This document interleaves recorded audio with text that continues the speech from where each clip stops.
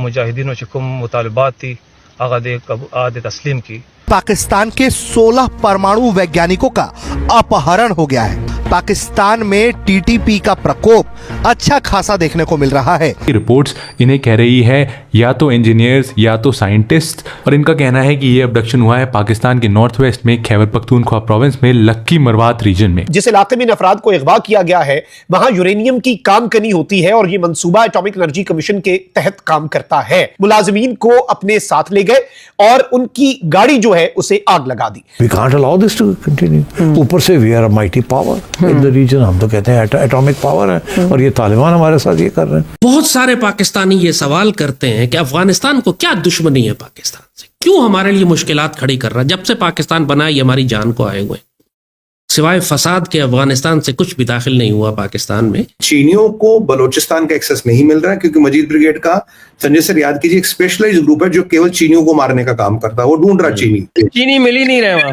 मिल ही नहीं रहे। वो उनका मेरे को वो व्हाट्सएप आया था, कह रहे ये चीनी कहाँ भेज दिया आपने, इतना बोलते चीनी सारे भाग गए। आपकी फॉरेन पॉलिसी की नाकामी का ये आलम है कि अफगानिस्तान जिसको कि इंडिया ने अखंड भारत के नक्शे में शामिल किया हुआ है, उसका जो वजीर खारजा है वो इंडिया के फॉरेन सेक्रेटरी से मीटिंग करता है। आप भीख मांगने जाते हैं और फिर आप कहें यार ये ना करो वो ना करो, क्या बात कर रहे हैं।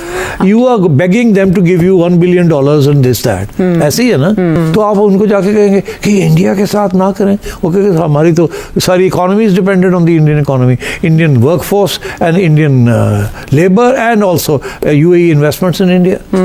दे have a bigger stake with. दोस्तों, आप सब जानते हैं अब टीटीपी पाकिस्तानी आर्मी और पाकिस्तान की गवर्नमेंट के खिलाफ एक थ्रेट बन चुकी है और पाकिस्तान आर्मी को उन सब इलाके को टारगेट कर रही है जिससे पाकिस्तानी आर्मी को सबसे ज़्यादा नुकसान हो। इसी पर दोस्तों, कल टीटीपी ने एक बड़ा कारनामा कर दिखाया है, जहां पर टीटीपी ने पाकिस्तान के 16 न्यूक्लियर साइंटिस्ट को अगवा कर लिया है और इन्हें बंदी बनाकर रख लिया गया है। इसके बाद अब टीटीपी मांग कर रही है कि पाकिस्तानी आर्मी टीटीपी के सामने सरेंडर करें और जितने भी टीटीपी के कैदी पाकिस्तान के जेल में मौजूद है उन सबको रिहा किया जाए। और साथ में यह खबर भी सामने आ रही है जहां पर कहा जा रहा है कि टीटीपी ने कई किलोग्राम यूरेनियम भी चोरी कर चुकी है। यानी कि अब यह बात सच हो रही है, जहां पर पाकिस्तान में रखे गए न्यूक्लियर एसेट्स अब पूरी तरह से इस्लामिक जिहाद के हाथ में पहुँच चुके हैं और अब इस्तेमाल भी किया जा सकता है पाकिस्तान के खिलाफ। तो चलिए इसी पर आगे पाकिस्तानी मीडिया का रिएक्शन देखते हैं। उनसे हमारी बात हुई है कि टीटीपी ने ये जो वीडियो है ये रिलीज की है और उसमें मुबैना तौर पर एलिजिडली, ये एलिजिड का लफ्ज मैं क्यों इस्तेमाल कर रहा हूं ये आपको पता चल जाएगा। एलिजिडली ये PAEC जो है पाकिस्तान एटॉमिक एनर्जी कमीशन, उसके पर्सनल हैं और ये अपील कर रहे हैं कि जी टीटीपी की डिमांड्स पूरी करें और हमारा रिलीज जो है उसे आप इंश्योर करें। अलबत्ता कुछ मीडिया रिपोर्ट्स जो हैं वो बीच में ये आ रही हैं कि ये सिविलियन वर्कर्स हैं और ये PAEC के इंजीनियर्स नहीं हैं, लेकिन ये प्रोजेक्ट के ऊपर काम कर रहे हैं और ये सिविलियंस हैं और ये डायरेक्टली आप इसे एटॉमिक एनर्जी कमीशन के पर्सनल नहीं कह सकते। लेकिन इसमें इस्लामाबाद बेस्ड जर्नलिस्ट रुहान अहमद जो हैं वो कह रहे हैं कि जी उनके local police sources lucky Marwat में ये बता रहे हैं कि ये लोग जो हैं ये एम्प्लॉयज हैं एटॉमिक एनर्जी कमीशन के। अब ये जाहिर बात है पाकिस्तान के जो सिक्योरिटी नाफिज करने वाले इदारे हैं और इस वक्त जो एक मामलात चल रहे हैं बॉर्डर के ऊपर ऑलरेडी भी, और इन्होंने जो बातें की हैं इन्हें इसका मुंह तोड़ जवाब तो मिलेगा और अच्छा खासा मिलेगा। और आपने इससे पहले भी देख लिया कि चाहे अब फिर दहशतगर्द अफगान सरजमीन को इस्तेमाल करें, अफगानिस्तान की जो हुकूमत है उसने ये कमिटमेंट की थी इंटरनेशनल कम्युनिटी से कि उनकी सरजमीन दहशतगर्दी के खिलाफ इस्तेमाल नहीं होगी। सरजमीन इस्तेमाल होना क्या दूर की बात, उनके खिलाफ कार्रवाइयां इनके जो मकामी बॉर्डरिंग रीजन के अंदर लोग हैं पाक अफगान बॉर्डर के अक्रॉस उस साइड पे जो अपने अफगान तालिबान के लोग हैं वो टीटीपी की मुआवनत भी करते हैं, उनके साथ भी मिले हुए हैं और उनके बड़े खानदानी और इक्तिसादी और बड़े बड़े इनके इंटरेस्ट हैं, वेस्टेड इंटरेस्ट हैं, बीच में बहुत से पैसा इसके अंदर इन्वॉल्व है पाकिस्तान को डिस्टेबलाइज करने के लिए। और देयर इज अ रीजन कि भाई इस एक मुद्दे के ऊपर पाकिस्तान के अंदर पॉलिटिक्स भी नहीं होती और ये पाकिस्तान का एक मुश्तरका मामला है। खैबर पख्तूनख्वा की गवर्नमेंट जो है पाकिस्तान तहरीक इंसाफ की वो भी लगातार राब्ते में रहती है।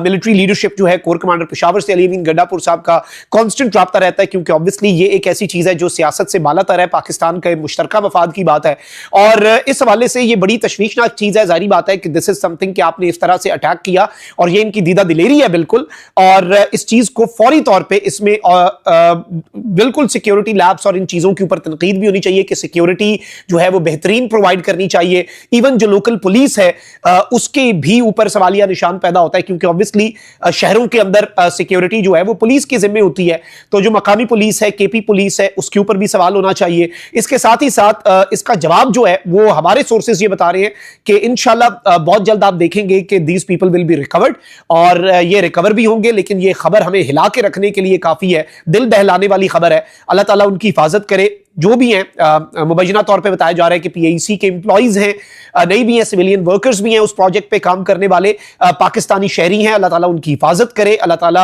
अफगानिस्तान और इंडिया मिलकर पाकिस्तान में गड़बड़ को बढ़ावा दे सकते हैं, जो ऑलरेडी हो रही है ना, यही तो रोना है कि इंडियन की कॉन्सुलेट्स भी हैं, वो भी ख़त्म नहीं हुई है अभी। इंडिया का वहाँ ऑलरेडी एक फुटप्रिंट है, डायरेक्ट एंड इनडायरेक्ट।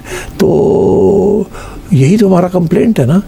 अभी इंडिया मे और may not be giving assistance to the Taliban, Pakistani Taliban, but India के तो तल्लकात हैं ना विद दिस सेसेशनिस्ट मूवमेंट। तो और रियासतें भी इसमें कूद सकती हैं। अब जैसे ये सवाल बहुत इम्पोर्टेंट है कि दुबई ने क्यों मेज़बानी की इस मुलाकात को, क्यों उन्होंने फैसिलिटेट किया?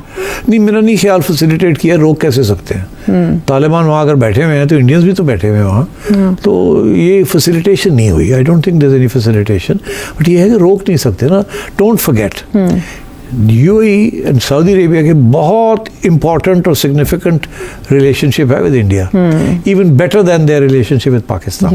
Late me tell you that they prefer Indian workers to Pakistani workers now, and India's investment in the UAE is 20 times more than Pakistan's investment or Pakistani business investment in the UAE.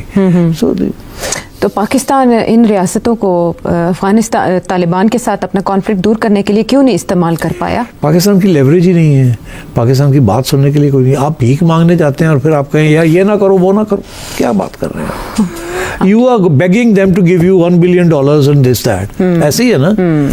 उधर से आपने UAE ने आपके वीजे बंद कर दिए, what can you do? तो आप उनको जाके कहेंगे कि इंडिया के साथ ना करें, वो कहेंगे हमारी तो सारी economy is dependent on the Indian economy, Indian workforce and Indian labour and also UAE investments in India.